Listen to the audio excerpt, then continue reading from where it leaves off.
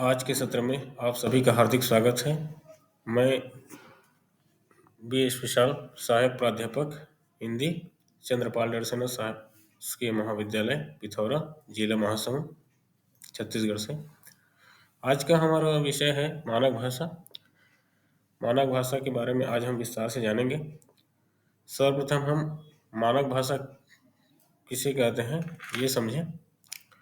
मानक भाषा उस भाषा को कहते हैं जो एक निश्चित पैमाने के अनुसार लिखी या बोली जाती है, अर्थात मानक भाषा का पैमाना उसका व्याकरण है। जब हम किसी अपरिचित व्यक्ति से मिलते हैं तो उससे मानक भाषा में ही बातचीत करते हैं। जब हम कक्षा में किसी प्रश्न का उत्तर देते हैं तो हम मानक भाषा का ही प्रयोग करते हैं। हम पत्र व्यवहार में मानक भाषा ही लिखते हैं। समाचार पत्रों में जो भाषा लिखी जाती है वह भी मानक भाषा ही होती है। आकाशवाणी और दूरदर्शन के समाचार मानक भाषा में ही प्रसारित किए जाते हैं। हमारे प्रशासन के सारे कामकाज मानक भाषा में ही संपन्न होते हैं।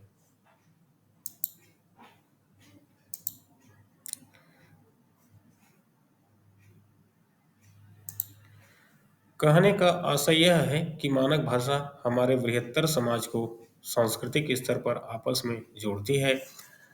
हम उसी के माध्यम से एक दूसरे तक पहुंचते हैं।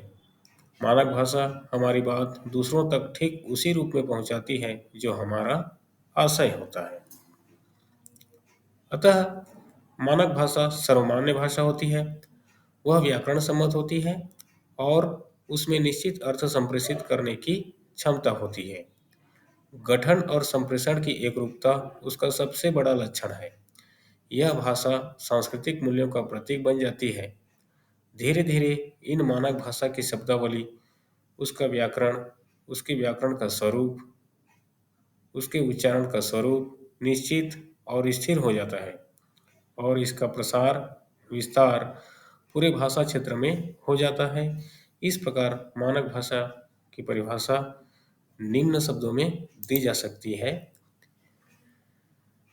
मानक भाषा किसी भाषा के उस रूप को कहते हैं जो उस भाषा के पूरे क्षेत्र में शुद्ध माना जाता है तथा जिसे उस प्रदेश का शिक्षित और शिष्ट समाज अपनी भाषा का आदर्श रूप मानता है और प्रायः सभी औपचारिक स्थितियों में, लेखन में, प्रशासन और शिक्षा के माध्यम के रूप में यथासाध्य उसी का प्रयोग करता है।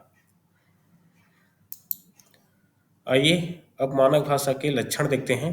मानक भाषा के कुछ लक्षण हैं जो इस प्रकार हैं। पहला है वह व्याकरण सम्मत होती है।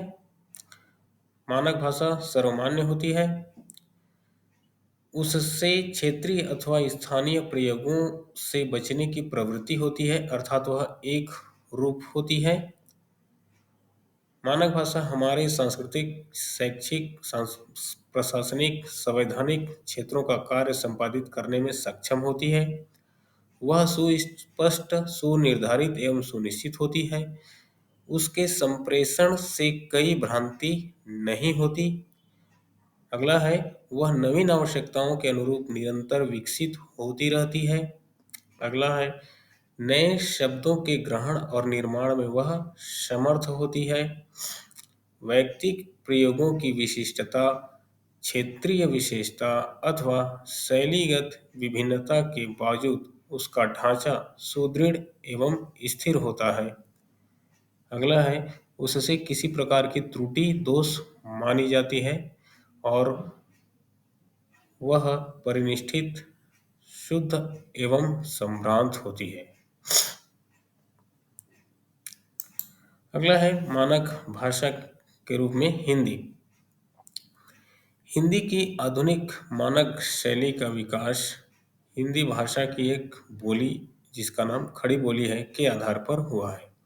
हिंदी मानक भाषा है जबकि खड़ी बोली उसकी आधारभूत भाषा का क्षेत्रीय रूप है जो दिल्ली, रामपुर, मुरादाबाद, बिजनौर, मेरठ, सहारनपुर आदि क्षेत्रों में बोला जाता है। खड़ी बोली क्षेत्र में रहने वाले प्रायः प्रत्येक वर्ग की व्यक्ति द्वारा जो कुछ बोला जाता है वह खड़ी बोली है किंतु जैसे ब्रज, बुंदेली, निमाड़ी अथवा मारवाड़ी क्षेत्रों में हिंदी की शिक्षा प्राप्त व्यक्ति परस्पर संभाषण अथवा औपचारिक अवसरों पर मानक हिंदी बोलते हैं, वैसे ही खड़ी बोली क्षेत्र के व्यक्ति भी औपचारिक अवसरों पर मानक हिंदी का प्रयोग करते हैं। हम इसको इस तरह से समझ सकते हैं, जैसे मैथिली शरणगुप्त चिरगांव के थे, वे घर में बुंदेलखंडी बोलते थे। हजारी प्रसाद द्विवेदी बलिया के थे, वे घर में भोजपुरी बोलते थे। किंतु ये सभी जब साहित्य लिखते हैं तो मानक हिंदी का व्यवहार करते हैं। संक्षेप में, मानक भाषा हमारी भाषा का एक विशिष्ट प्रकार्यात्मक स्तर है। जब हम हिंदी के निम्न 4 वाक्य लेंगे और देखेंगे कि मानक भाषा की कसौटी पर कौन सा वाक्य सही उतरता है। पहला है, मैंने भोजन कर लिया है। दूसरा, मैंने खाना खा लिया है। तीसरा, मैंने खाना खा लिया हूँ। और चौथा है, हम खाना खा लिए हैं। इन विभिन्न क्षेत्रीय एवं सामाजिक भिन्नताओं के आधार पर तीसरे एवं चौथे प्रकार्यात्मक स्तरों के अनेक भेद हो सकते हैं, किंतु पहले या दूसरे वाक्य का व्यवहार औपचारिक स्तर पर मानक भाषा में सर्वत्र होगा। हिंदी का सही रूप जो सर्वत्र एक सा है, सर्वमान्य है, व्याकरण सम्मत है और संभ्रांत है, मानक हिंदी का वाक्य है। अगला है मानक हिंदी के प्रकार।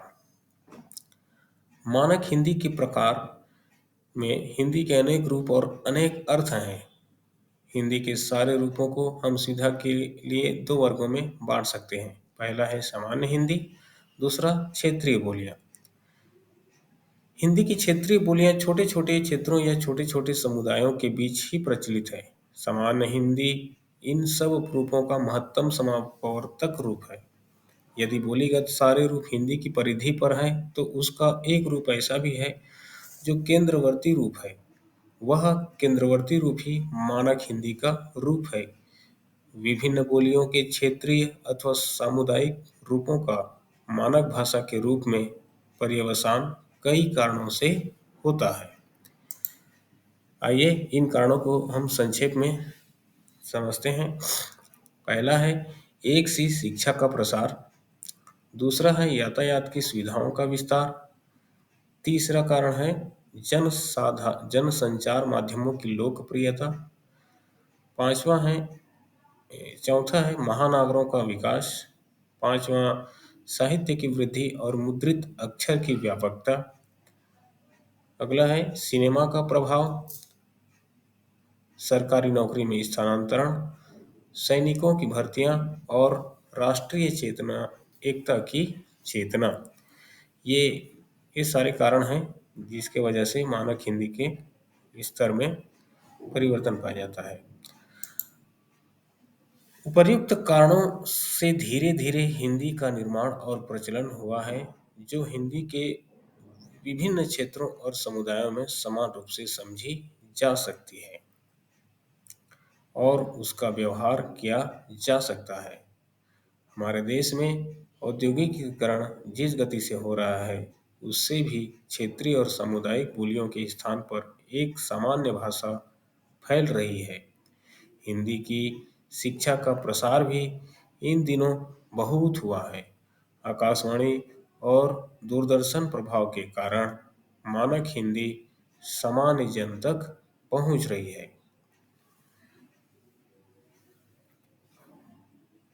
आज के लिए इतना ही। आशा करता हूँ कि आपको आज का यह टॉपिक अच्छा लगा होगा।